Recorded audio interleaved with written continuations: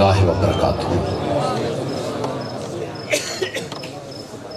میں نے انتظامیہ سے گزارش کی تھی کہ 10 بجے میرا خطاب شروع کروائیں تاکہ میں جاگتے ہوئے لوگوں سے بات کر سکوں۔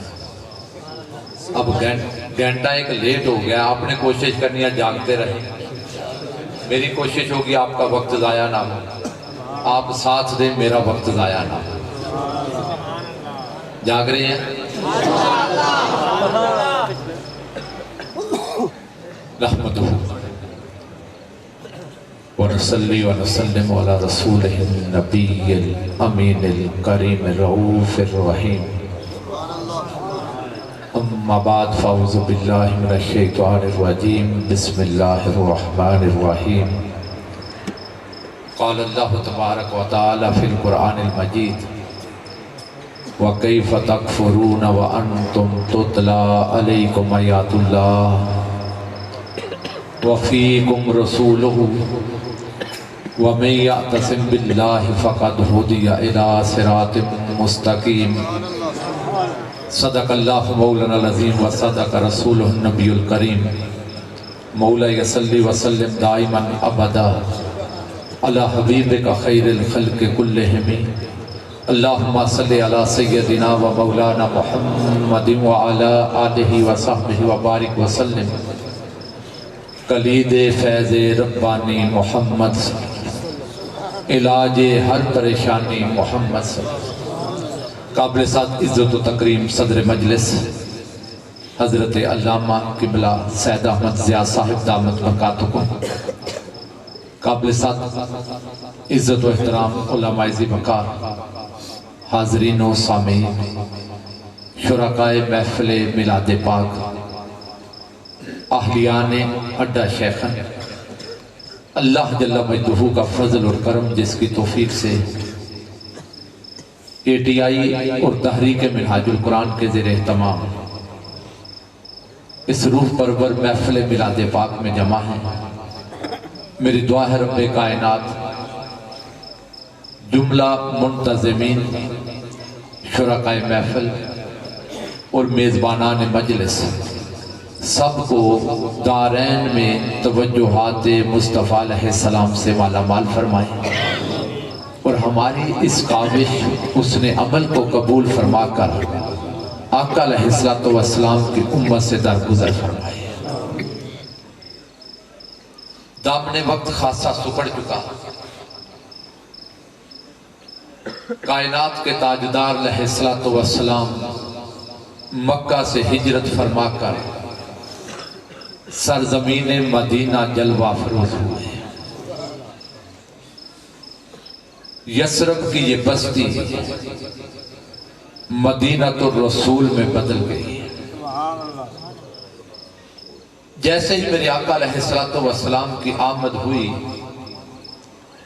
سرزمین مدینہ پر جو کافر بستے تھے، یہودی تھے، عیسائی تھے، وہ میرے آقا علیہ السلام کا بددعا کا مکھڑا دیکھتے یا میرے آقا علیہ السلام کی مجلس میں آتے، میرے آقا علیہ السلام کی واعظ و نصیحت ان کے کانوں سے ٹکراتی، آتے تو کافر ہوتے، مجلس سے اٹھ کے جاتے تو سینے ایمان سے نورانی ہو جاتے۔ یوں جو دائرہ غلامان مصطفیٰ علیہ السلام پھیلنے لگا، حلقہ اصحاب رسول بڑھنے لگا، سرزمین مدینہ اسلام کے نور سے چمکنے اور مہکنے لگی،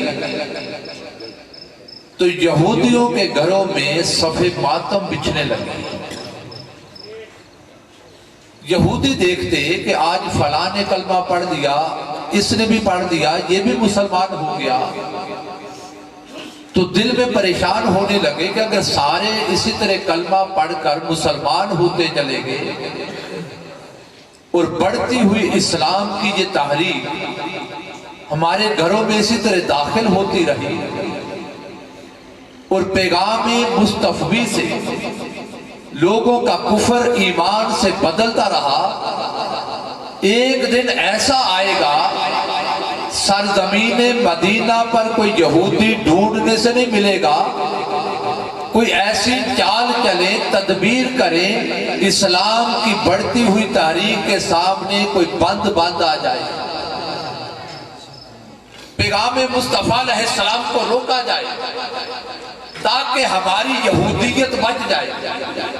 یہودیوں نے مل کر ایک چال چلی، ایک پلان کیا، ایک منصوبہ اور سازش تیار کی۔ سازش یہ تھی کہ دن کی روشنی میں چند جوان یہودی جا کر حضور علیہ السلام کی مجلس میں بیٹھے، ان کی تعلیم سے متاثر ہو جائیں، ان کا کلمہ پڑھ کر مسلمان ہو جائیں۔ جب مدینہ والے پہچانے کہ یہ یہودی بھی کلمہ پڑھ چکا، یہ بھی مسلمان ہو چکا، اب یہ کلمہ پڑھنے والے اپنے یہودی ہونے کا واپس اعلان کر دیں۔ اب لوگ ان سے پوچھیں گے یار تم نے تو کلمہ پڑھا تھا، پھر کافر کیوں ہو گئے؟ تو تم یہ کہنا، جواب یہ دینا کہ معاذ اللہ جو کچھ ہم اسلام کے بارے میں سنتے تھے قریب جا کر دیکھا وہ نظر نہیں آیا۔ یعنی معاذ اللہ مسلمانوں کے قول و فعل میں تضاد ہے، اسلام پر یہ حملہ کرنا اور اسلام کی آڑ میں بانی اسلام پر یہ حملہ ہوگا، نتیجتاً لوگ اسلام سے پیچھے ہٹے، متنفر ہو جائیں گے اور بدلے میں ہماری یہودیت بچ جائے گی۔ ادھر مدینہ کے یہودیوں نے یہ سازش تیار کی، آسمانی کائنات سے رب کائنات نے جبرائیل کو بھیجا، کہا جبرائیل جا کر مدینہ میں اعلان کر وَكَيْفَ تَكْفُرُونَ، مدینہ کے یہودیوں ارے تم کیا دنیا کا کفر مل جائے مسلمانوں کا قدم لڑکھڑا نہیں سکتا، میرے نبی کے غلاموں کا قدم لڑکھڑا نہیں سکتا، یہ مسلمان واپس کفر کی طرف پلٹ نہیں سکتے۔ سوال پیدا ہوتا ہے مولا کیوں؟ اب جس نے بھی کلمہ پڑھا، کلمہ پڑھنے سے پہلے کوئی دھرم، کوئی مذہب، کوئی عقیدہ تو تھا نا، کوئی عیسائی تھا، کوئی کافر تھا، کوئی بدھ مت تھا، کوئی جین مت تھا، کوئی تاؤزم پر تھا، الغرض کوئی عقیدہ تو رکھتا تھا۔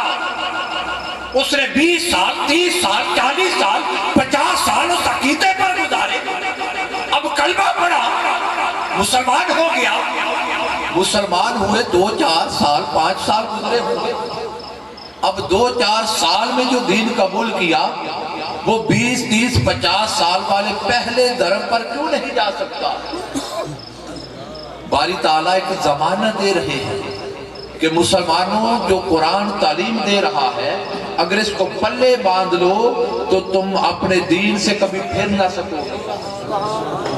یہ ایمان کی حفاظت ان کے لیے بھی تھی، ہمارے لیے بھی ہے، اور قیامت تک ہر کلمہ پڑھنے والے کے لیے۔ اب قرآن سے جانو کہ قرآن ضمانت دے رہا ہے، ایمان سلامتی چاہتے ہو، بچانا چاہتے ہو، قائم رکھنا چاہتے ہو تو قرآن کہتا ہے 2 کام کا۔ باری تعالیٰ نے فرمایا یہودیوں ہو نہیں سکتا کہ میرے نبی کے غلام پلٹ جائیں، مولا کیوں؟ فرمایا اس لیے وَأَنْتُمْ تُطْلَى عَلَيْكُمْ آیات اللہ، یہ وہ خوش نصیب ہیں جن پر رب کا قرآن تلاوت کیا جاتا ہے۔ اس کا مطلب ہے کہ اگر ان کلمہ پڑھنے والوں کا، مسلمانوں کا تعلق قرآن سے جڑا رہے گا ان کا ایمان سلامت رہے گا۔ اب بات بڑی قابل توجہ ہے، آپ احباب کی توجہ ہے،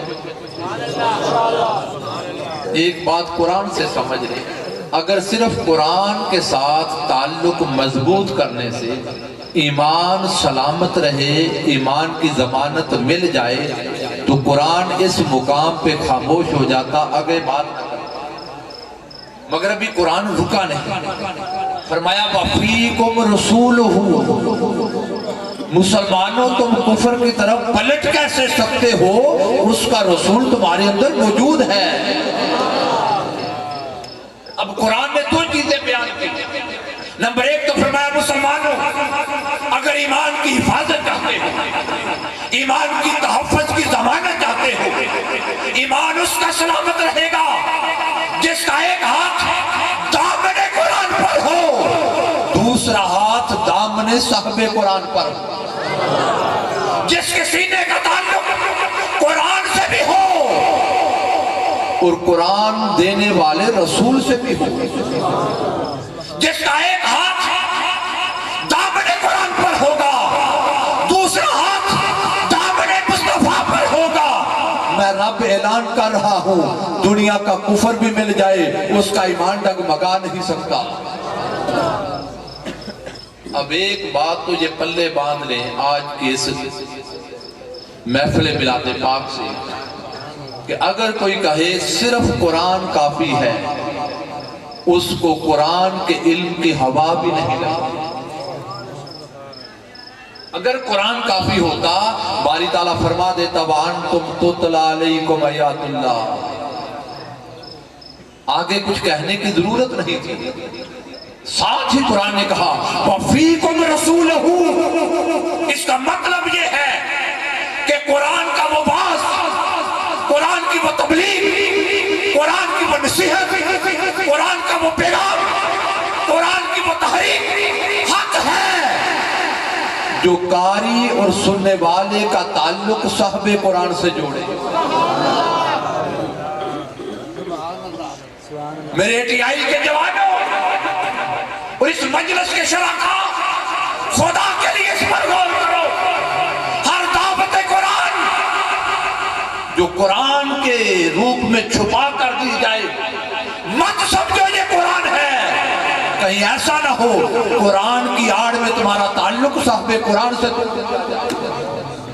یہ فاقہ کش جو موت سے ڈرتا نہیں ڈرا، روح محمد اس کے بدن سے نکال دو. نعرہ تکبیر،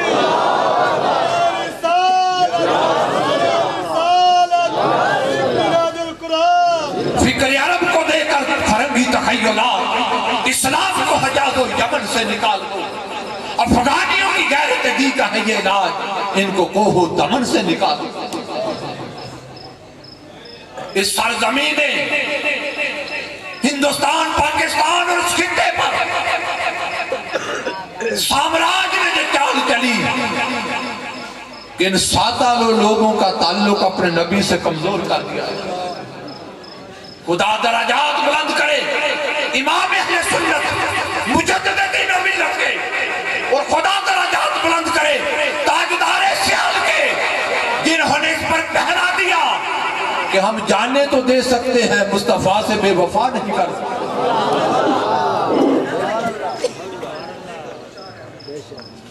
میں عرض کر رہا ہوں قرآن جگہ جگہ پڑھیں تو دعوتیں دو ہیں. ایک تو لوگوں اپنا تعلق قرآن سے جوڑو اور دوسرا اپنا تعلق مصطفیٰ سے جوڑو. اس کا مطلب یہ اللہ نہ کرے دو میں سے اگر کسی ایک سے تعلق کمزور ہو گیا تو ایمان سے رشتہ کمزور ہو گیا. اور اللہ نہ کرے ان دو میں سے کسی ایک سے تعلق کٹ گیا، اسلام سے رشتہ کٹ گیا. اب دعوتیں ہیں دو، کتنی؟ بولے ذرا مل کے. ایک لوگوں قرآن کی طرف آ جاؤ اور دوسرا صاحب قرآن کی طرف آ جاؤ. اگر کوئی صرف قرآن کی دعوت دے صاحب قرآن کی دعوت نہ دے تو اس کی دعوت بھی درست ہے، اور جو صرف صاحب قرآن کی دعوت دے قرآن پر عمل نہ کرے اس کی دعوت بھی درست ہے. اس بات پہ توجہ رکھیں. دعوتیں دو ہیں. بسم اللہ الرحمن الرحیم. باری تعالیٰ نے فرمایا وَإِذَا قِيلَ لَهُمْ، جب ان کو بلایا جائے تعالوا، آ جاؤ. مولا کدھر؟ إِلَىٰ مَا أَنزَلَ اللَّهُ، اس طرف آؤ جو اللہ نے نازل کیا.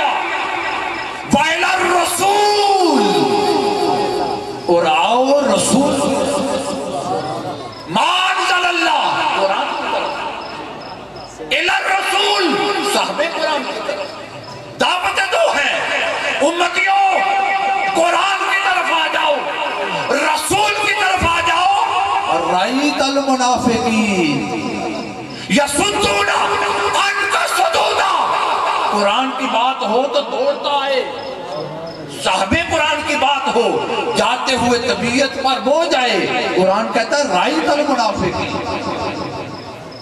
کیا مطلب اگر مکہ جانا ہو خوشی سے جائے مدینہ جانا ہو طبیعت پر بو جائے تلاوت کی بات ہو خوشی سے کرے درود و سلام کی بات ہو طبیعت پر بو جائے قرآن کہتا ہے رأیت المنافقین اب توجہ ہے میں ایک بات کہنے لگا ہوں سرزمین شیخن کے اس پلیٹ فارم سے اور میری بات کو ذرا توجہ سے سننا اور میں اپنی یہ بات حضرت قبلہ استاد محترم کی نظر کر رہا ہوں اب ذمہ داری سے سننا اگر تعلق قرآن سے زندگی بار بڑا مضبوط کیا اللہ نہ کرے صاحب قرآن سے تعلق نہ جوڑا خدا کی قسم زندگی بھر کی تلاوت کوئی فائدہ نہیں دے اس کے برعکس اگر تعلق صاحب قرآن سے جوڑا اور حکم قرآن پر عمل کرنے میں کوئی کمی رہ گئی نسبت صاحب قرآن نفع دے میری بات پہنچی آپ اب آپ کہیں کہ حضرت اتنی بڑی بات کر دی آپ نے کوئی دلیل ہے اس پر تو میں کہتا ہوں مدہ تب ہے عقیدے کی بات ہو تو دلیل قرآن سے اور عقیدے کی بات ہو دلیل قرآن سے منہاج القرآن کے پلیٹ فارم سے بھی نہ ملے تو پھر ملے گی کہاں سے تو میں نے جو عرض کیا ذرا توجہ کرنا قرآن سے بڑا تعلق جوڑا صاحب قرآن سے تعلق نہ جوڑا قرآن کا باس قرآن کی تبلیغ زندگی بھر قرآن کی بات و نصیحت خدا کی قسم قبر میں فائدہ نہیں دے اگر صاحب قرآن سے یعنی آقا علیہ السلام سے تعلق ہے قرآن کے حکم پر عمل کرنے میں کمی ہے نسبت صاحب قرآن نفع آپ کہیں دلیل قرآن پڑھیے بسم اللہ الرحمن الرحیم وَلَوْ أَنَّهُمْ إِذْ ظَلَمُوا أَنفُسَهُمْ مسلمانوں کلمہ پڑھنے والوں اپنی جانوں پر ظلم کر بیٹھو انفسہم اپنی جان پہ ظلم کر بیٹھو قرآن نے کہا تھا یہ کرنا ہے ہم نے نہیں کیا قرآن نے کہا تھا یہ نہ کرنا کر بیٹھے حکم قرآن توڑ دیا مولا نافرمانی ہو گئی حکم عدولی ہو گئی وہ معافی کا راستہ ہے فرمایا ہاں مولا کیا کریں فرمایا جاؤگا میرا حکم توڑنے والوں حکم قرآن کی مخالفت کرنے والوں معافی چاہتے ہو ہاں مولا جاؤگا میرے مصطفیٰ کے قدم حکم قرآن توڑا ہے نا قرآن نے کہا تھا یہ کر تو نے نہیں کیا قرآن نے کہا تھا یہ نہ کرنا تو نے کر دیا معافی مانگنا چاہتا ہے مولا کیا کریں جاؤگا میرے نبی کے قدموں میں آ جائے آدر رسول پہ آجو کھٹ مصطفیٰ پہ مولا رہتے ہیں لالیاں چنیوٹ مدینہ جا نہیں سکتے سفر بڑا لمبا زندگی کے مسائل کیا کریں کہا تھا شاخر میں رہنے والوں معافی مانگنا چاہتے ہو دل مصطفیٰ کی طرف کر دو اب اگر اس جملے کو بدل دوں تو مجھے لگتا ہے رب یہ کہنا چاہ رہا ہے اے کعبہ کی طرف رخ کر کے نماز پڑھنے والے دل مصطفیٰ کے قدموں میں سجدہ ریز کر دو محمد محمد کریں دے گزر گئے احد کولو احمد ملیں دے گزر جاؤں گا آ میرے مصطفیٰ کی چوکھڑ پہ بولا پھر فاستغفر اللہ اب معافی مانگ اللہ سے. میرے نبی کی چوکھٹ پہ حکم کس کا توڑا؟ قرآن کا. حکم توڑا خدا کا. معافی مانگنی ہے خدا سے. فرمایا آ جاؤ گا میرے نبی کے در پہ آ فاستغفر اللہ، پھر معافی مانگ اللہ سے. توڑا ہے حکم قرآن کا، معافی دینی ہے رب نے. کہا معافی چاہتا ہے میرے نبی کی چوکھٹ پہ آ گیا مولا تیرے نبی کے در. اب کیا حکم؟ فرمایا فاستغفر اللہ، اب معافی مانگ اللہ سے. اب معافی مانگی اللہ سے، مولا معاف کر دے. کہا نہیں معاف نہیں کروں گا ابھی. مولا کیوں؟ کہا انتظار کروں گا. مولا کس کا؟ واستغفر لهم الرسول، میں دیکھوں گا یہ جو معافی مانگنے آیا ہے میرا رسول اس کی سفارش کرتا ہے. واستغفر لهم الرسول، قرآن کا حکم توڑ آیا. اگر نبی سے تعلق تھا، نبی کی محبت سینے میں تھی، آ گیا کرے رسول پہ، یا رسول اللہ صلی اللہ علیہ وسلم مجھ سے غلطی ہوگی، مجھے سنبھالیے. ساری زندگی گناہ کرتا رہا مگر دل میں حضور کی محبت تھی. حضور کی چوکھٹ پہ آیا، میرے نبی نے دیکھا جیسا بھی ہے میرا میلاد منانے والا. جیسا بھی تھا ہے درود و سلام پڑھنے والا. 12 ربیع الاول آتی جلوس نکلتا تھا، بجد اور مستی میں آتا تھا، محافل میلاد ہوتی سجاتا تھا، آتا تھا. میری محبت تھی. ارے جیسا بھی تھا واستغفر لهم الرسول. حضور اتنا کہتے مولا جیسا بھی ہے میرا غلام. رب یہ نہیں دیکھے گا اس نے گناہ کتنے کیے، رب صرف یہ دیکھے گا واستغفر لهم الرسول. میرے رسول کے لب ہل جائیں کہ مولا ہے میرا. حضور نے کہا مولا میرا. رب نے کہا لوجد اللہ توابا رحیما. مصطفیٰ کے لب بعد میں ہلیں گے، رب توبہ پہلے قبول کرے گا.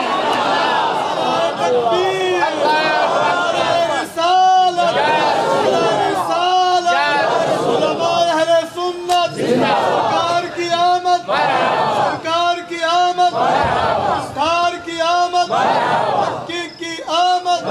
جدی مرشدی یا نبی یا نبی، جدی مرشدی یا نبی یا نبی. کیا زمانہ تھا کہ در رسول سے اتنا پختہ تعلق تھا کہ ایمان کا مرکز و محور ہی یہ تھا. ابھی آگے چل کر میں اس پر بات کروں گا، لیکن آپ کے دلوں کو تھوڑا گرمانے کے لیے آؤ ذرا تھوڑی دیر محدث علی پور پیر جماعت علی شاہ صاحب کے پاس چلیں. محدث علی پور حضرت قبلہ پیر سید جماعت علی شاہ صاحب رحمہ اللہ تعالی. ہم مدینہ پاک میں تھے تو مدینہ پاک میں بازار مدینہ سے گزر رہے تھے.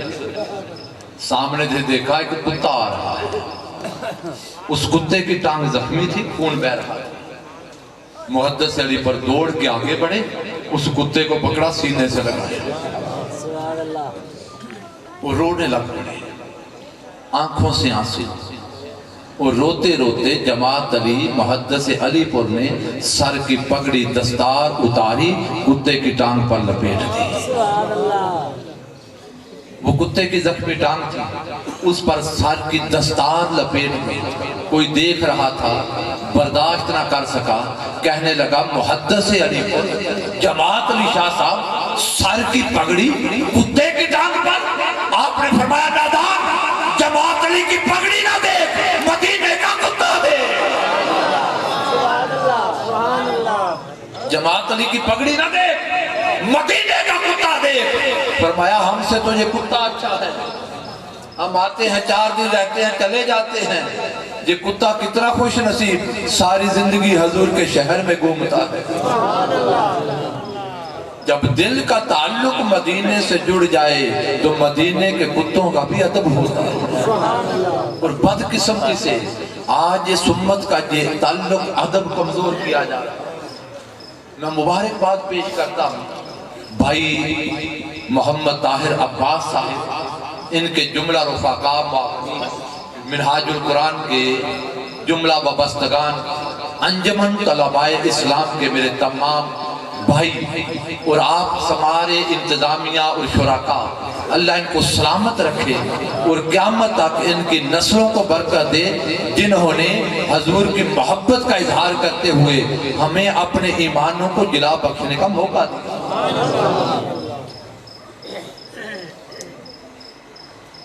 تو رب کائنات فرما رہا ہے وَلَوْ أَنَّهُمْ إِذْ ظَلَمُوا أَنفُسَهُمْ جاؤ فَاسْتَغْفَرُوا اللَّهَ وَاسْتَغْفَرَ لَهُمُ الرَّسُولُ لَوَجَدُوا اللَّهَ تَوَّابًا رَحِيمًا۔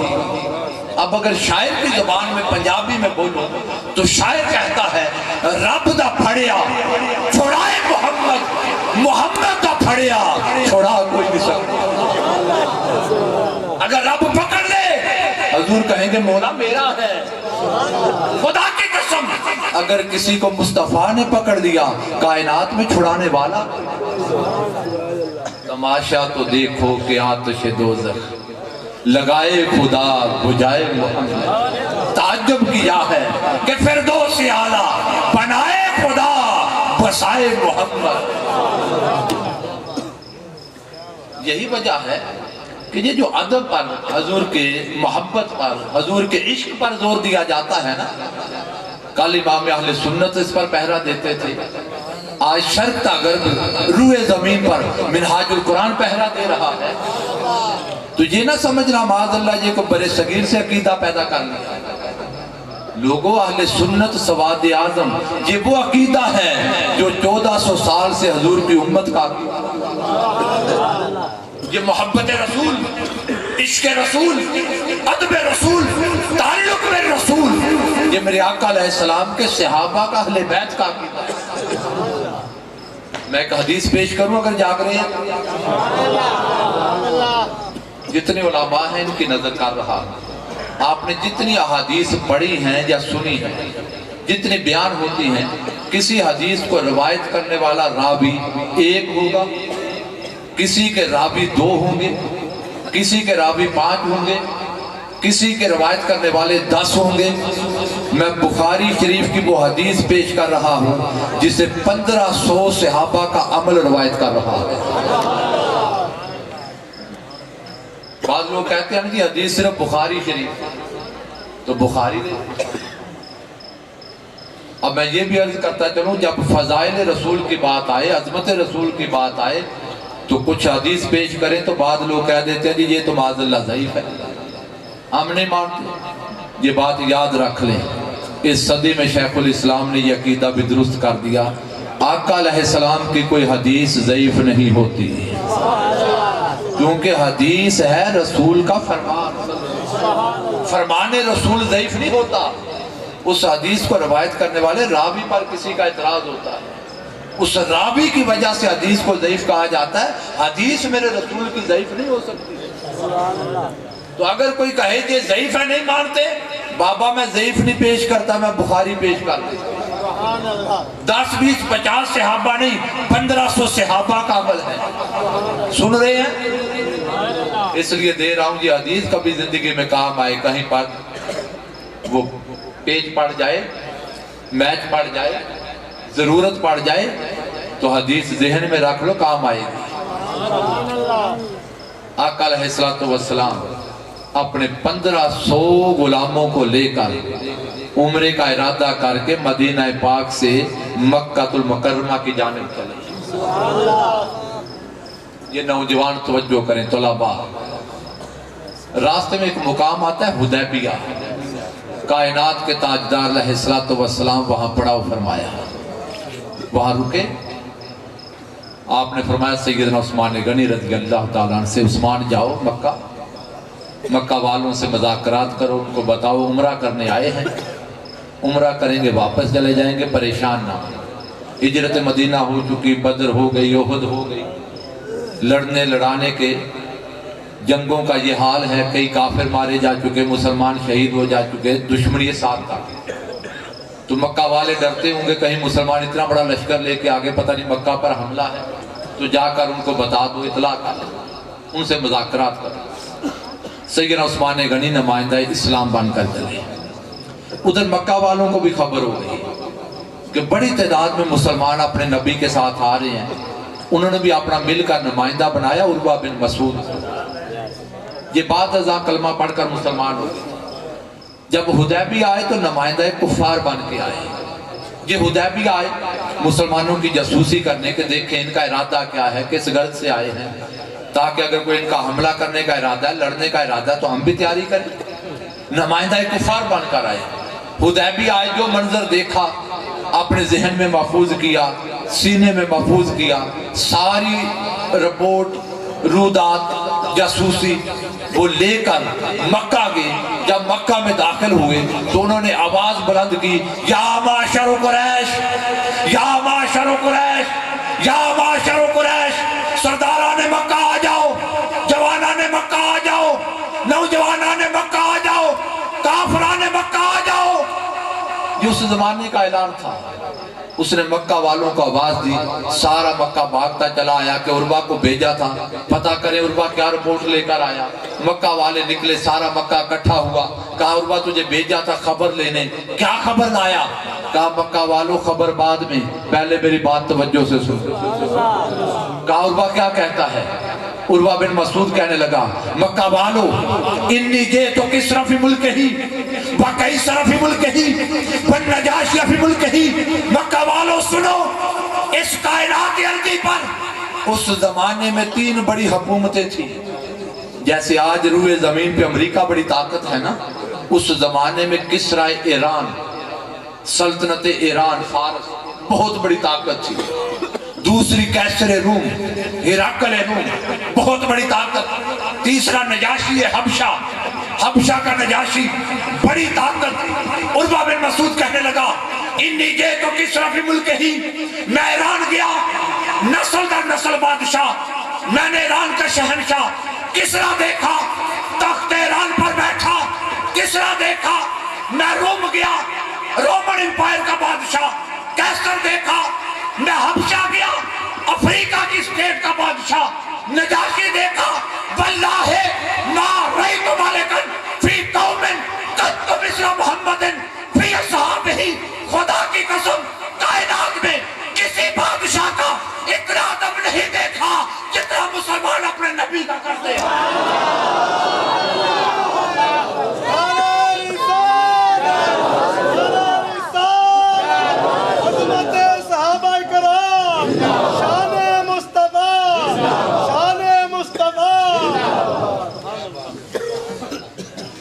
بخدا میں نے نسل در نسل بادشاہ دیکھے، اتنے اتنے بڑے شہنشاہ جن کی حکومتوں کا سورج آدھی دنیا تک چمکتا تھا۔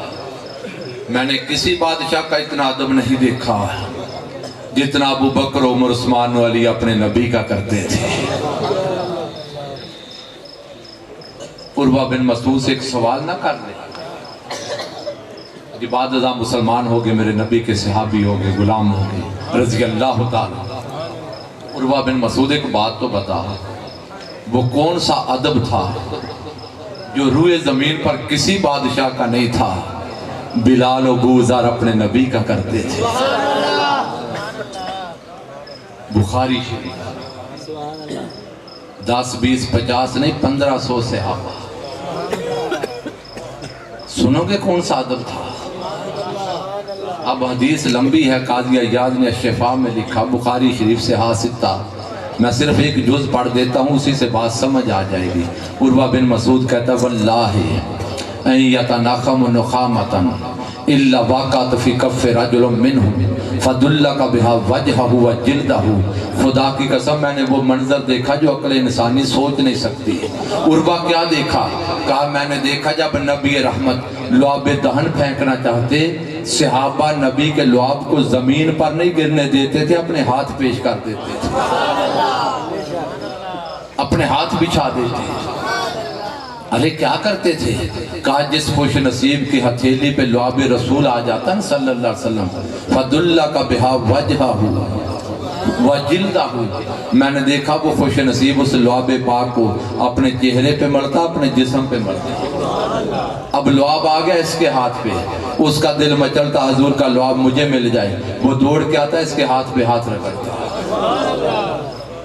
صحابہ اکرام حضور علیہ السلام کے لعاب پاک کو زمین پر نہیں گرنے دیتے تھے۔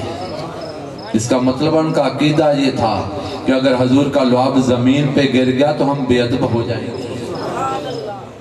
اب ایک بات ہے، جہاں ایک پیغام ہے، پیغام ایک مکہ والوں کے لیے تھا اور ایک قیامت تک حضور کے غلاموں کے لیے ہے۔ مکہ والوں کے لیے پیغام یہ تھا، مکہ والوں تم نے مسلمانوں پہ بڑے ظلم کیے، اتنے ظلم کیے کہ مکہ سے نکلنے پر مجبور ہو گئے۔ یہ مدینہ آگے تم نے پیچھے مدینہ جا کر حملہ کیا، بدر میں، احد میں، خندق میں۔ تم چاہتے ہو معاذ اللہ اسلام کی شمع بجھا دیں، آقا علیہ السلام کو شہید کر دیں۔ عروہ بن مسعود کہنے لگا مکہ کے کافروں اب مسلمانوں سے لڑنا چھوڑ دو۔ کہا کیا مطلب؟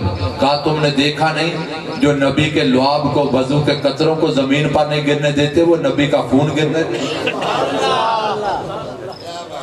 اور دوسرا پیغام اس امت کے لیے کہا، نبی کے غلاموں جب تک تمہارا محبت کا تعلق اپنے نبی سے حدیبیہ والا ہوگا، دنیا کا کوئی کافر تمہارے سامنے کھڑے ہونے کی جرت نہیں کرے گا۔ مگر افسوس یہ تعلق ہمارا کمزور ہو رہا ہے۔ یہ محفل میلاد پاک، منہاج القرآن کے 40 سال، ہمارا سارا دور اس پر ہے کہ میں سو جاؤں یا نبی کہتے کہتے، کھلے عام صلی اللہ کہتے کہتے۔ خدا کے لیے اپنے سینوں میں اپنے نبی کی محبت پیدا کرو، اپنے سینوں میں حضور کے عشق کے کرام جلاؤ، حضور کی محبتیں اپنی نسل کے گتی میں دو اور اپنی نسلوں کی زبانوں پہ حضور کا درود و سلام جاری کرو۔ اب توجہ ہے، ایک قدم اس سے آگے بڑھنا چاہتا ہوں۔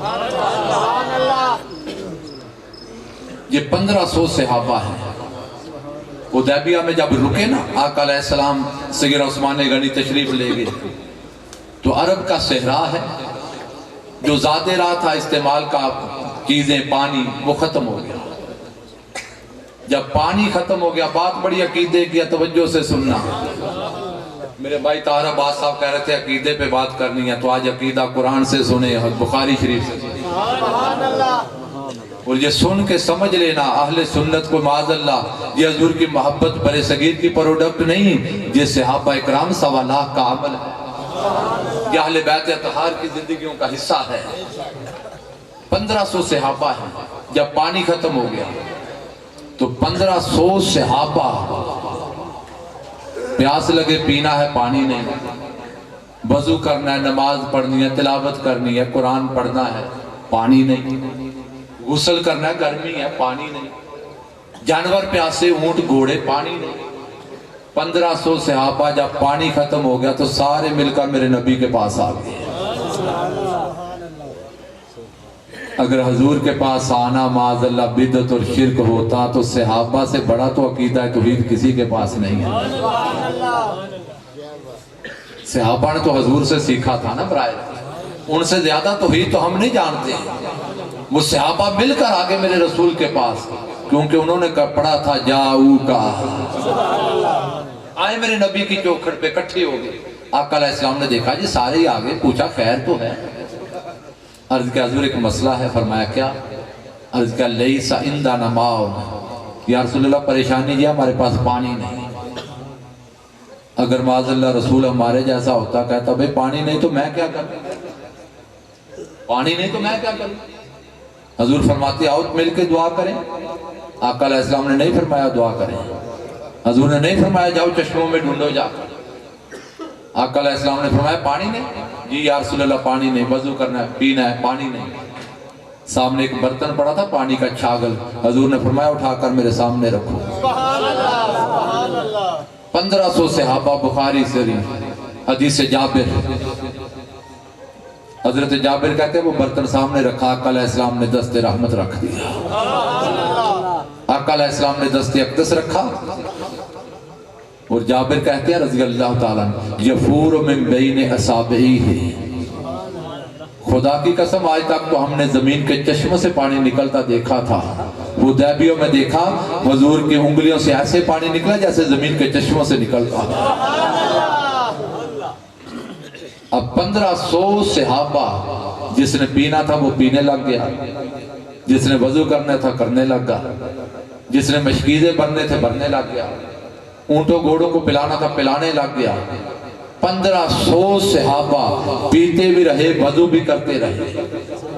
اب ایک لمحے کے لیے توجہ چاہوں گا، یہ 5-6 فٹ کا انسان، اول تو اس کے بدن سے پانی نکلتا ہی نہیں، اور اگر نکل بھی آئے تو کتنا نکلے گا؟ ذرا تصور کریں کتنا نکلے گا، اور اگر نکل آئے اسے پیے گا کون؟ صحابہ اکرام ان انگلیوں سے پانی کے چشمے نکلے، پیے بھی جا رہے ہیں، وضو بھی کر رہے ہیں، محفوظ بھی کر رہے ہیں۔ اس کا مطلب ہے ان کا عقیدہ تھا یہ پانی طاہر بھی ہے مطہر۔ اب اگلی بات بڑی قابل توجہ، صحابہ اکرام جو آئے حضور علیہ السلام کے پاس کہ یا رسول اللہ پانی نہیں، تو کیا ان کو نہیں پتا تھا حضور کے پاس جائیں گے تو شرک ہو جائے گا؟ وہ آئے حضور کے پاس، عرض کیا لیس عندنا ماء، آقا پانی نہیں۔ صحابہ کا آنا، سوال کرنا اس بات کا ثبوت ہے ان کا عقیدہ تھا خدا، خدا کا یہی ہے در نہیں اور کوئی نفر نہ کر۔ صحابہ آئے، پانی مانگا، حضور نے پانی دیا۔ اب کسی نے بعد ازاں پوچھا حضرت جابر سے، کہا جابر ایک بات تو بتاؤ۔ فرمایا پوچھو۔ کہنے لگے کم کنتم یومئذ، وہ جو حدیبیہ میں پانی ختم ہوا تھا، جابر یہ تو بتاؤ تم لوگ اس دن تھے کتنے؟ بات بڑی قابل توجہ ہے، کتنے لوگ تھے؟ اب میں سٹیج والوں سے پوچھتا ہوں بھئی کتنے تھے؟ ابھی ہم نے حدیث پڑھی کتنے تھے؟ 1500۔ پنڈال والے بتائیں کتنے تھے؟ توجہ رکھنا، غور سے سننا، کتنے تھے؟ 1500۔ سوال یہ ہے کم کنتم یومئذ، جابر جب پانی ختم ہو گیا حضور کے پاس آئے علیہ السلام تو کتنے تھے؟ سوال مجھ سے ہو یا آپ سے ہو تو کیا جواب بنتا ہے؟ 1500۔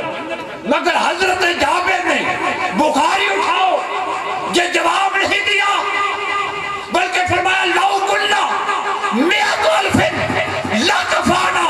سوال کرنے والے خدا کی قسم اگر 1,00,000 لوگ ہوتے، لوگ تھوڑے تھے پانی بہت تھا۔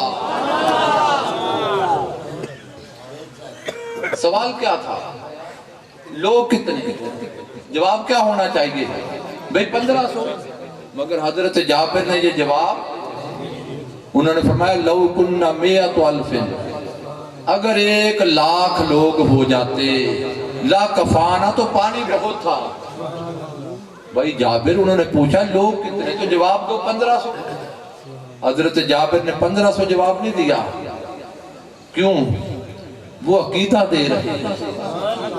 فرمایا ہو سکتا ہے کبھی ایسا زمانہ آئے کہ لوگوں کے عظمت رسالت پر عقیدے ڈگمگا جائیں، اور شان رسالت کو عقل کے ترازو پر تول کر شاید کوئی یہ سمجھ بیٹھے کہ یہ تو 1500 تھے تو پانی پورا ہو گیا، 2000 ہوتے خدا جانے کیا بنتا، 5000 ہوتے پتہ نہیں پانی پورا ہوتا نہ ہوتا۔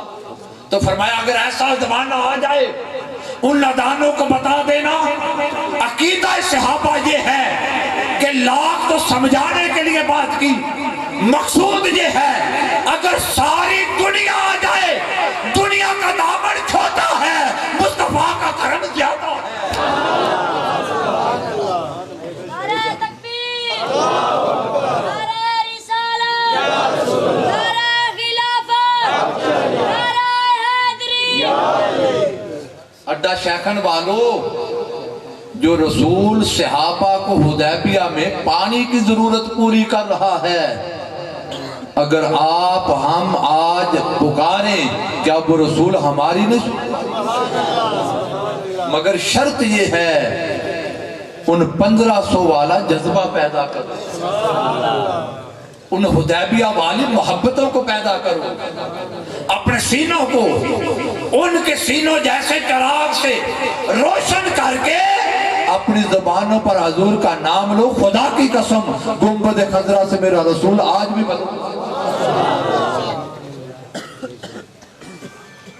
میرے عزیزو،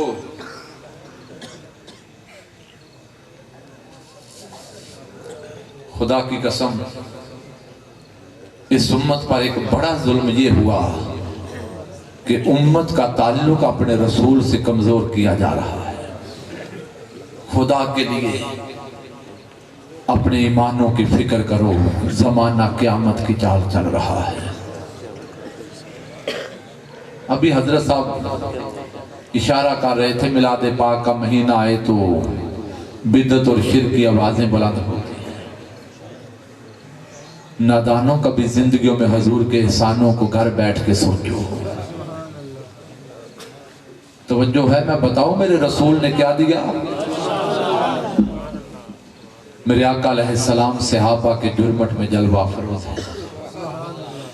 ایک صحابی آ گیا میرے نبی کا غلام، اس کی آنکھوں میں آنسو ہے، زارو قطار رو رہا ہے۔ توجہ سے سننا۔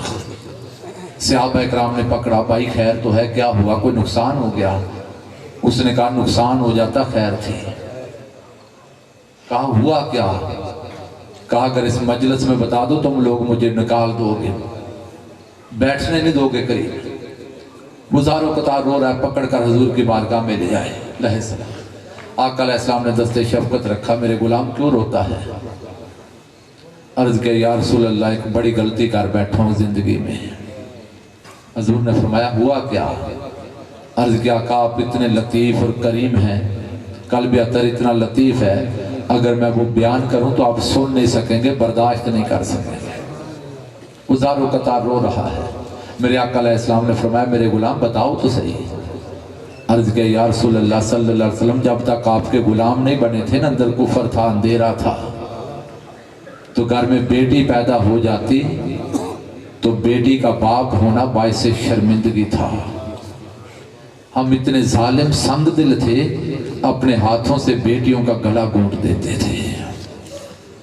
بیٹیوں کو سینے سے لگا کر پیار کرنے والوں، تعلیم و تربیت کے ساتھ جوان کر کے قرآن کے سائے میں رخصت کرنے والوں، سنو بچیوں پر کتنا ظلم ہوتا تھا۔ خدا کی قسم میرے رسول کا میلاد نہ ہوتا، بیٹیوں کی یہ محبت نہ ہوتا، اولادوں سے یہ پیار نہ ہوتا، انسانوں کو یہ انسانیت کا ادب اور احترام نہ ملتا، یہ گھروں میں جو خاندانوں کا وقار ہے یہ وقار نہ ملتا، دنیا قیامت کا منظر ہوتی۔ وہ صحابی کہتا ہے یا رسول اللہ جب کفر تھا نا، اپنے ہاتھوں سے بیٹیاں قتل کر دیتے تھے، اور قتل کر کے پچھتاتے نہیں تھے، سکون کی نیند آتی تھی۔ عرض کرنے لگا یا رسول اللہ میرے گھر بیٹی پیدا ہوئی، بیٹی کو دیکھتا میرے دل پہ چھریاں چلتی ہیں۔ اس کی ماں نظر رکھتی، اسے پتا تھا ہمارے معاشرے میں بیٹیوں کو کیا جاتا ہے۔ ماں بس نہ چلنے دیتی میری بیوی، بچی تھوڑی جوان ہو گئی، میں سارے دن کا باہر سے تھکا ہارا گھر آتا نا، تو وہ بیٹی تھی، جیسے ہی میں دروازے پہ پہنچتا ابا ابا کہتی ہوئی دوڑ کے آ کر مجھ سے چمٹ جاتی۔ اب یہ تو ہر گھر کا منظر ہے نا، بہن ہو بیٹی ہو، فیملی میں سے کوئی بچہ بچی ہو، جب آپ آئیں تو دوڑتے ہوئے آ جاتے ہیں نا بچے۔ بچوں سے پیار کیا کرو۔ میرے آقا علیہ السلام حسنین کریمین سے پیار کر رہے تھے۔ اقرا بن حابس تمیمی، اس نے کہا یا رسول اللہ میرے 10 بچیاں، میں نے تو کبھی پیار نہیں کیا۔ میرے رسول نے فرمایا من لا یرحم لا یرحم، جو بچوں سے پیار نہیں کرتا کائنات کا رب اس سے پیار نہیں کرتا۔ وہ صحابی کہتا یا رسول اللہ بچی جوان ہو گئی، گھر آتا دوڑ کے آتی، چمٹ جاتی، بچی پیار کرتی چمٹ جاتی، میرے دل پہ چھریاں چلتی کہ میری بیٹی، میرے گھر میں بیٹی، میرا بس نہیں چلتا اس بیٹی سے جان چھڑاؤں۔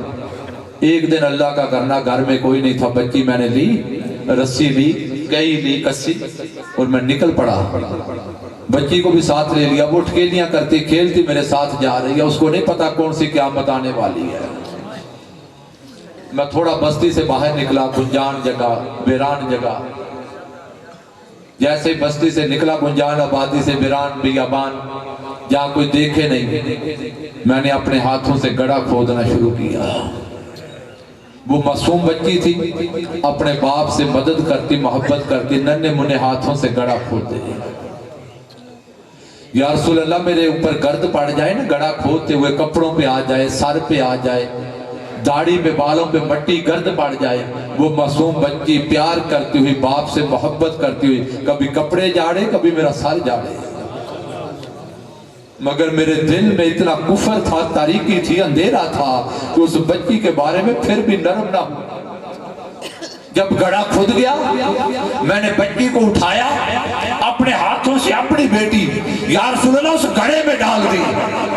اب بچی کو گڑھے میں ڈال کر میں اوپر مٹی ڈالنے لگا، اس معصوم بچی پر میں مٹی ڈالنے لگا۔ بچی دھنستی چلی گئی، جب سانس اکھڑنے لگی اس کی چیخیں بلند ہوئی، رونے لگی، سوالیہ نظروں سے پوچھے میرے باپ مجھے قتل کیوں کرتا ہے، میرا قصور کیا ہے، مجھے کیوں مارتا ہے؟ وہ چیختی، روتی، چلاتی، تڑپتی، تڑپ تڑپ کر میری آنکھوں کے سامنے مر گئی۔ آقا کفر نے وہ پردے ڈالے تھے، اس کی چیخیں سنائی نہ دیتی تھی، تڑپتا ہوا بیٹی کی جان نکل رہی ہے، میری آنکھیں دیکھتی نہ تھی۔ اپنی آنکھوں کے سامنے تڑپ تڑپ کر میری بیٹی مر گئی، میں مٹی ڈال کر سکون سے گھر آ گیا۔ گھر آیا تو اس رات بڑی سکون کی نیند سویا، میرے دل کا بوجھ ہلکا ہو گیا۔ آقا جب سے آپ کا کلمہ پڑا ہے، آپ کا غلام بنا ہوں، اس سینے کو نور قرآن سے منور ہوا ہے۔ آقا اب آپ کی مجلس میں بیٹھتا ہوں، گھر جاؤں، بستر پہ لیٹوں تو مجھے نیند نہیں آتی، بیٹی کی چیخیں سنائی دیتی۔ کیا وہ کفر تھا کہ بیٹی آنکھوں کے سامنے تڑپ رہی تھی، دل کو فرق نہیں پڑتا تھا؟ اب ایمان کا وہ نور آ گیا کہ گھر جاؤ، بستر پہ نیند نہیں آتی، بیٹی کی چیخیں سنائی دیتی، اور نیند نہیں آتی، ڈرتا ہوں کہ جب موت آئے گی اللہ کے دربار میں جاؤں گا، اگر وہ معصوم بچی قیامت کے میدان میں آ گئی اور مجھے پکڑ کر لے گئی، مولا پوچھ اس سے مجھے کیوں قتل کیا تھا؟ یا رسول اللہ ڈرتا ہوں کیا جواب دوں گا؟ ارے مصطفیٰ کا میلاد اس لیے مناتے ہیں، ہم والدین کو، بہن بھائیوں کو، رشتہ داروں کو، اولادوں کو قتل کر دیتے تھے، حضور نے رشتوں کا اس دھرتی پر ظلم ہوتا تھا، حضور نے انسانیت سکھائی۔ میرے آقا علیہ السلام بیٹھے ہیں، ایک خاتون آ گئی، عرض کرنے لگی محمد صلی اللہ علیہ وسلم میں نے بات کرنی ہے۔ میرے آقا علیہ السلام نے جوڑے نہیں پہنے، ننگے پاؤں چل پڑے۔ اڈا شیخن والوں خدا کے لیے اپنے نبی کی سیرت کی طرف آؤ، ہم عمل سے بڑے دور ہوتے جا رہے ہیں۔ کائنات کے تاجدار نے نالین نہیں پہنے، ننگے پاؤں چل پڑے۔ فرمایا بولو بیٹی کیا کہتی ہو؟ عرض کہ آقا ادھر نہیں بات کرنی، میرے ساتھ آؤ۔ کائنات کے تاجدار ننگے پاؤں چل پڑے۔ وہ ذہنی مریض تھی، دیوانی عورت جسے پاگل کہتے ہیں۔ وہ آقا علیہ السلام کو لے کے کبھی ادھر چل پڑے، کبھی ادھر چل پڑے۔ کائنات کے تاجدار وہ ادھر جائے اس کے ساتھ، وہ ادھر جائے اس کے ساتھ۔ جب گما لیا تو ایک چوک آیا، کھلی جگہ جہاں سے دنیا گزر رہی ہے، کہنے لگی محمد یہاں بیٹھی۔ ننگی زمین پر میرا رسول بیٹھ گیا۔ اب وہ بیچاری ذہنی مریض تھی، اس نے کیا بات کرنی تھی، کوئی ادھر کی کوئی ادھر کی فضول باتیں کرتی رہی، حضور سنتے رہے، مسکراتے رہے۔ صحابہ اکرام دیکھ رہے ہیں آقا علیہ السلام کا وقت ضائع ہو رہا ہے، حضور کو تکلیف ہو رہی ہے، جوڑے بھی نہیں پہنے ہوئے، چوک میں بٹھایا ہوا ہے۔ سیدنا عمر فاروق اٹھے، عرض کیا یا رسول اللہ صلی اللہ علیہ وسلم یہ دیوانی عورت ہے، اس کی کوئی نہیں سنتا، پاگل ہے، آپ کا وقت ضائع کر رہی ہے، آپ کو تکلیف ہو رہی ہے۔ آقا علیہ السلام جلال میں آئے، فرمایا عمر اس کی کوئی نہیں سنتا، میں بھی نہ سنوں، لوگوں میں اور محمد میں فرق کیا ہو؟ فرمایا بیٹی پاگل سمجھ کر، دیوانی سمجھ کر تیری کوئی نہیں سنتا، جب تیرا دل کرے چلی آیا کر، تیری محمد سنا کرے گا۔ کیا زمانہ تھا، وہ دیوانے ٹھکرائے ہوئے لوگ جن کو کوئی قریب نہیں آنے دیتا، میرا رسول ان کو سینے سے لگا۔ ایک دن میرے آقا علیہ السلام جلوہ افروز ہے، کوئی میت آ گئی، آقا علیہ السلام کھڑے ہو گئے، میت کا احترام دیا ہے میرے رسول، حضور کھڑے ہو گئے، میت گزری، کسی نے پوچھا یا رسول اللہ کیوں تکلیف کی، کھڑے کیوں ہوئے؟ فرمایا میت نہیں دیکھی تو؟ عرض کیا حضور یہ تو یہودی کی ہے، فرمایا یہودی نہ دیکھ، میت دیکھ۔ سیدنا عمر فاروق خلافت کے زمانے میں بازار جا رہے تھے، آگے بوڑھا آ گیا، رک گئے، کسی نے کہا خلیفہ وقت کیوں رکے؟ کہا وہ بوڑھا دیکھ سفید بالوں والا۔ کہا حضور وہ تو یہودی ہے، فرمایا یہودی ہونا نہ دیکھ، سفید بال۔ یہ احترام دیا ہے میرے آقا علیہ السلام نے امت کو۔ خدا کے لیے اپنے معاشرے کے بزرگوں کا حیا کرو، معاشرے کے محلے کے بوڑھے کا کون حیا کرے؟ آج تو اولاد اتنی بدبخت ہے، والدین کا حیا نہیں کرتے۔ میرے آقا علیہ السلام بیٹھے ہیں، آنکھوں میں آنسو آ گئے، صحابہ تڑپ گئے، یا رسول اللہ آنکھوں میں آنسو رو رہے ہیں۔ فرمایا میرے رب نے وحی بھیجی ہے۔ حضور کیا فرماتا ہے رب؟ میرے آقا علیہ السلام نے فرمایا میرا رب کہتا ہے محبوب جب تیرا کوئی بوڑھا امتی آتا ہے نا، کلمہ پڑھنے والا سفید بالوں والا، قبر جھکی ہوئی، جب قبر میں بوڑھا آتا ہے نا، مجھے بوڑھے کو عذاب دیتے حیا آتی ہے، میں رب ہو کر بوڑھے کو عذاب دوں۔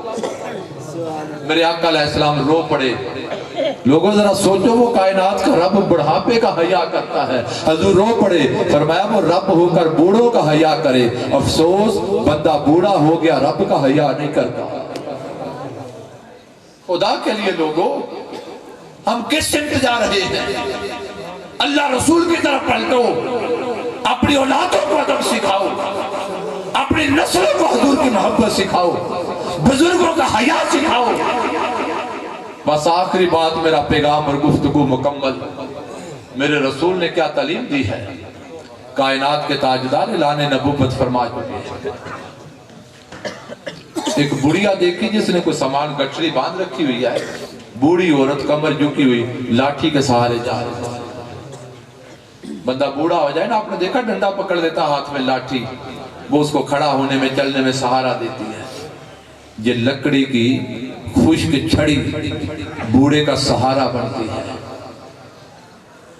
اگر کوئی جوان اولاد والدین کا سہارا نہ بنے، اس لکڑی کی چھڑی سے بدتر ہے وہ اولاد جو والدین کا سہارا نہ بنے۔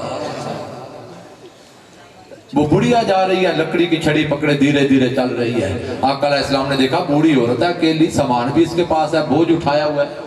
حضور تشریف لائے، فرمایا بڑھیا کون ہو، کہاں جانے کا ارادہ ہے؟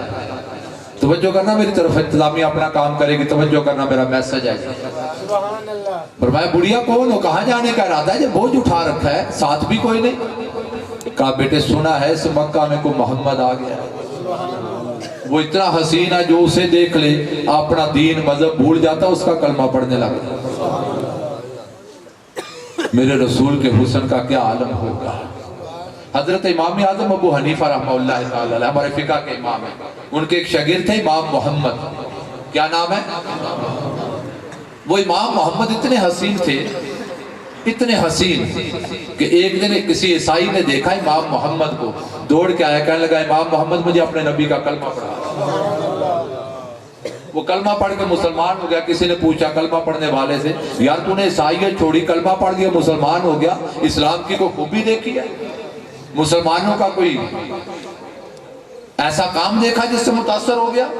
کون سی خوبی دیکھی؟ اس نے کہا میں نے کوئی خوبی نہیں دیکھی، میں نے امام محمد کو دیکھا۔ پوچھا امام محمد میں کیا دیکھا؟ کہا میں نے یہ دیکھا جن کا چھوٹا محمد اتنا حسین ہے، ان کا بڑا محمد کیسا ہوگا۔ خدا کے لیے لوگوں اگر حسن پر ہی فریفتہ ہونا ہے، مصطفیٰ سے بڑا کائنات میں حسین کوئی نہیں۔ حضور کی عاشق بنو، بدعا کے مکھڑے کے عاشق بنو، بلیل کی زلفوں کے عاشق بنو، مدینہ کے عاشق بنو، کہ وہ عشق ہے جو قبر سے قیامت تک کام آئے۔ حضور نے پوچھا بڑھیا کون ہو؟ کہا بیٹے سنا ہے محمد کو مکہ میں اعلان نبوت کیا ہے، ساری زندگی کفر پہ گزاری، اب دل نہیں چاہتا کسی اور کا کلمہ پڑھوں، اپنا کفر بچانے کے لیے مکہ چھوڑ کے جا رہا ہے۔ حضور نے فرمایا اچھا بڑھیا، تیرا سفر بڑا لمبا ہے، سامان بوجھ بھی ہے تیرے پاس، اکیلی ہو، اگر مناسب سمجھو سامان اٹھا کے میں پہنچا دوں۔ اس نے دل میں سوچا یہ اتنا کون آ گیا رحیم اور شفیق کہ غریبوں کے بوڑھوں کے بوجھ اٹھائے۔ کائنات کے تاجدار نے اس کی گٹری اٹھائی، اس بڑھیا کے ساتھ چل پڑے۔ اب یہ میرے آقا علیہ السلام کی سیرت طیبہ اس لیے نہیں تھی کہ اس بڑھیا کو صرف سہارا مل جائے، یہ امت کے لیے درس تھا، میرے غلاموں اپنے معاشرے کے بوڑھوں سے یہ سلوک کرنا۔ اب بوڑھا آدمی آپ کو پتہ بیچارہ چل بھی نہیں سکتا جوان کے برابر، اب وہ بڑھی آہستہ آہستہ چلے، کائنات کے تاجدار رک رک کر اسے ساتھ لے کے چل رہے۔ اب آپ کو پتہ بوڑھا مجبور ہوتا ہے بیچارہ، باتیں بھی زیادہ کرتا ہے، اوپر سے عورت، اور جا رہی ہے مکہ چھوڑ کے۔ میرے آقا علیہ السلام کو دیکھتی نا کبھی حضور کا مکھڑا تو دل میں سوچتی مولا اگر تو نے نبی بنانا تھا محمد کو کیوں بنایا، اسے بنا دیتا۔ اس کا اخلاق اتنا اچھا ہے، کردار اتنا اچھا ہے، غریبوں کے بوجھ اٹھاتا ہے، بوڑھوں کا سہارا بڑھتا ہے، منزل پہ چھوڑنے جاتا ہے، بدلے میں تقاضا کوئی نہیں کرتا۔ نبی بنانا تھا تو نے اس محمد کو کیوں بنایا، اسے بنا دیتا۔ حضور سنتے جاتے، مسکراتے جاتے اس کی باتیں، کبھی وہ دل میں سوچتی اور حضور سے کہتی بیٹے تو بڑا حسین ہے، بڑا اچھا تیرا اخلاق ہے، محمد سے بچ کے رہنا۔ حضور سنتے مسکراتے چلتے جاتے، جب منزل آئی اسے وہاں پہنچایا، اس کی گٹری دی، کہا بڑھیا اجازت ہے میں پلٹ جاؤں؟ اس نے دعا دی، شکریہ ادا کیا۔ حضور نے 2-4 قدم اٹھائے نا، چلنے لگے، اس بڑھیا نے آواز دی، کہا بیٹے ذرا رک بات تو سن۔ فرمایا بڑھیا کیا کہتی ہے؟ کہا بیٹے اگر زندگی وفا کرے، اگر مکہ آنا ہو گیا اور میرا دل کرے تجھے ملوں تو کوئی عطا پتا تو بتا، تجھے ڈھونڈوں کہاں؟ میرے آقا علیہ السلام مسکرا پڑے، فرمایا بڑھیا جس محمد سے ڈر کر تو نے مکہ چھوڑا ہے میں وہی محمد ہوں، میں وہی محمد ہوں۔ اس نے سنا تو تڑپ گئی، کہنے لگی بیٹے اگر محمد آپ ہیں جس کے حسن کے کیا کہنے، جمال کے کیا کہنے، کردار کے کیا کہنے، غریبوں کا بوجھ اٹھائے، منزل پہ پہنچا کے آئے، بدلے میں تقاضا نہ کرے، مخالفت میں باتیں سن کر غصہ نہ کرے، بدلہ نہ لے، اگر محمد آپ ہیں اکیلے نہ جائیے، کلمہ پڑھا کر مجھے بھی ساتھ لے جائیے۔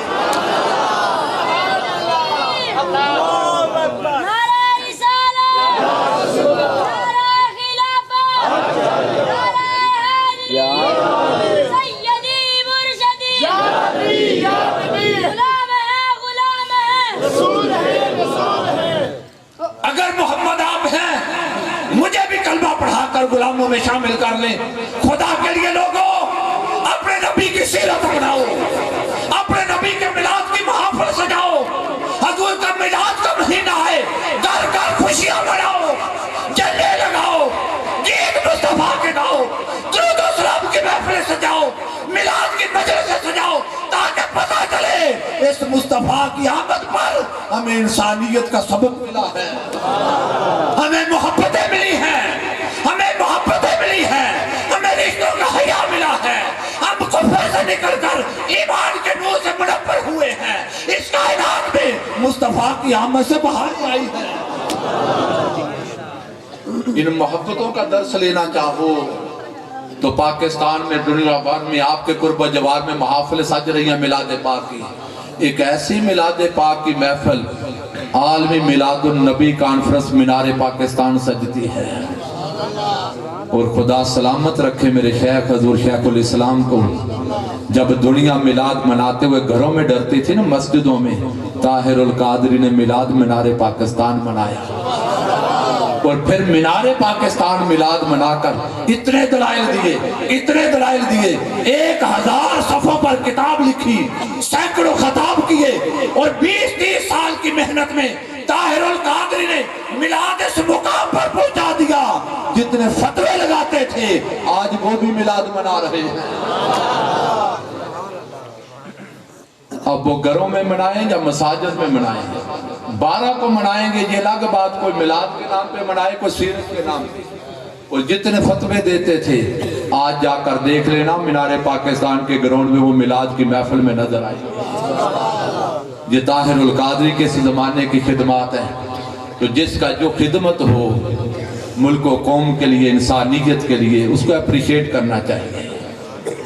اور عمر بھر سنگ زنی کرتے رہے اہل وطن، یہ الگ بات کے دفنائیں گے اعزاز کے ساتھ۔ ہماری بدقسمتی یہ ہے جب شخصیت موجود ہو تو ساری عمر فتوے دیتے ہیں، ٹانگیں کھینچتے ہیں، جب مر جائے تو پھر پھول لے کے قبروں پہ جاتے ہیں۔ تو جب موجود ہو اس کی قدر کرنی چاہیے۔